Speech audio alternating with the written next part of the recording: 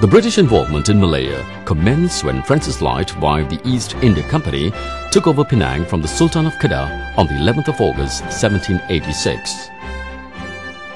On the 6th of February 1819, Stamford Raffles occupied Singapore. Meanwhile, through the Dutch-English treaty, the English gained control over Malacca in exchange for Bangka Hulu, which was occupied by the Dutch.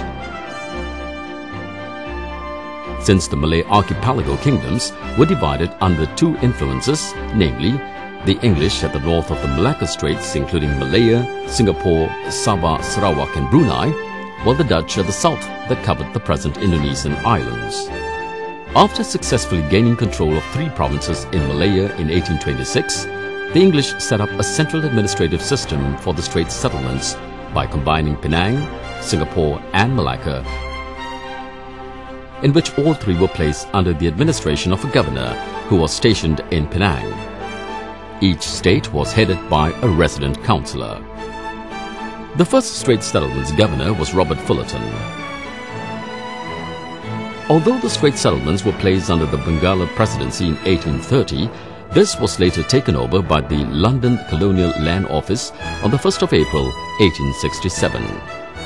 The political, economic and social development of these Straits settlements were dependent on the Malay states, specifically by investment at tin mine areas. Nevertheless, there was turmoil that resulted from fights between Chinese tribes to gain control over tin mines.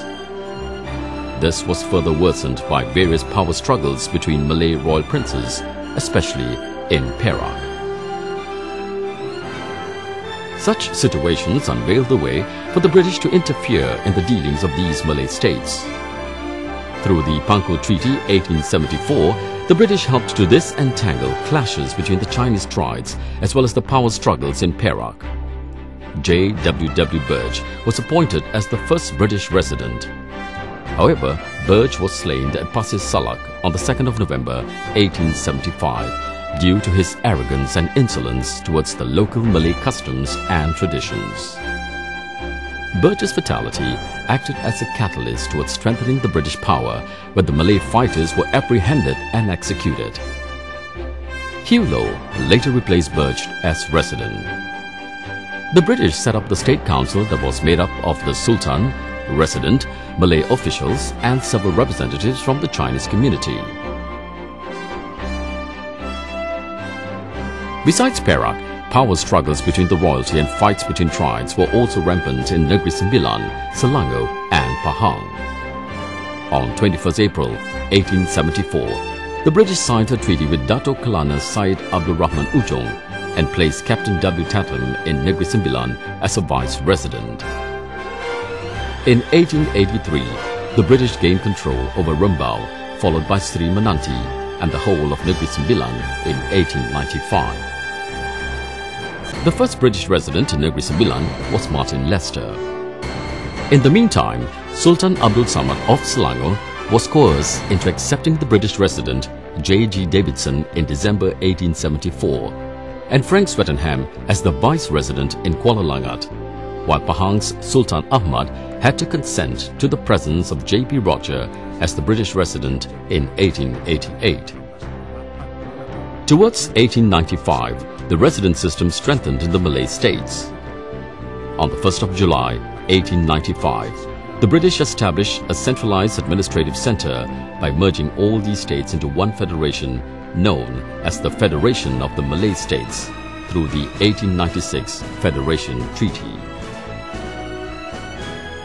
The top-notch administrative authority lay in the hands of the Resident General, who was based in Kuala Lumpur.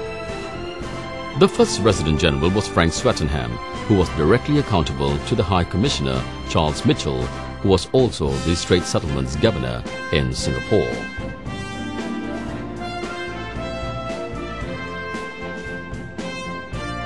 The members of the Federated Malay States Council comprised the Sultan and resident of the four respective Malay states. However, in 1909, the Council's membership was expanded via the addition of 4 non-formal members, consisting of 3 Europeans and 1 Chinese. This situation increasingly weakened the respective sultan's sovereignty since their status was comparable to that of a normal council member. The British interference in other states began in 1909 when Siam handed over 4 of its umbrella states, Perlis, Kedah, Kelantan and Terengganu, to the British upon the seal of the Bangkok Treaty 1909. In the same year, J.S. Mason and W.L. Conley were appointed British advisors in Kelantan and Terengganu respectively, followed by W. Peel in Kedah in 1923 and L.A. Allen in Perlis in 1930. Meanwhile, Johor signed an agreement with the British in 1914 with the appointment of Douglas Campbell as its British advisor. In December 1942, the British succumbed to the Japanese in the Second World War. Yet the British unscrupulously returned to power quickly in Malaya in August 1945 under the guise of the setting up of the Malayan Union.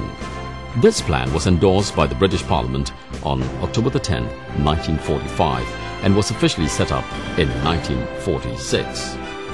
The administrative structure of the Malayan Union terminated the Malay Sultans' absolute sovereignty with the exception of matters pertaining to religion. The same structure also placed the Malays on par with immigrants. The Malayan Union nevertheless received disapproval from the Malay Sultans and their subjects, especially UMNO. Under the pressure of the Malays and its former officials in Malaya, the British amended the constitution to restore the position of the Sultans as well as the status of the Malays as the rightful inheritors or Bumiputras through an administrative structure identified as the Federation of Malaya in 1948.